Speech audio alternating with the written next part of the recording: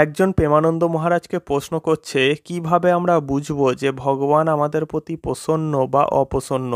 তো এর উত্তরে প্রেমানন্দ মহারাজ ওই ছেলেটিকে বলছে, যখন আমাদের মন সৎ কাজে আকৃষ্ট হবে, যখন সাধু সন্তদের সান্নিধ্য আমাদের ভালো লাগতে শুরু করবে, যখন শাস্ত্রের বাণী আমাদের পরম শ্রদ্ধা ও বিশ্বাসের সঙ্গে সত্য বলে মনে হবে, যখন বয়স্কদের মধ্যে ভগবানের ভাবনা করে তাদের সেবা করতে আনন্দ অনুভব করবে, যখন পশু পাখিদের মধ্যে ভগবানের অস্তিত্ব খুঁজে পাবে, তখন বুঝে নিতে হবে যে ভগবান আমাদের ওপর প্রসন্ন এবং ভগবান সর্বদা আমাদেরকে দেখছে এবং আমাদেরকে আশীর্বাদ করছে।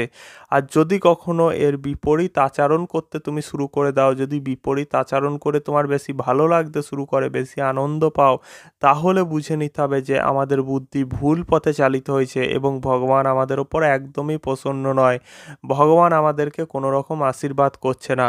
তো এইভাবে তোমরা বুঝতে পারবে যে ভগবান আমাদের ওপর প্রসন্ন কি অপ্রসন্ন।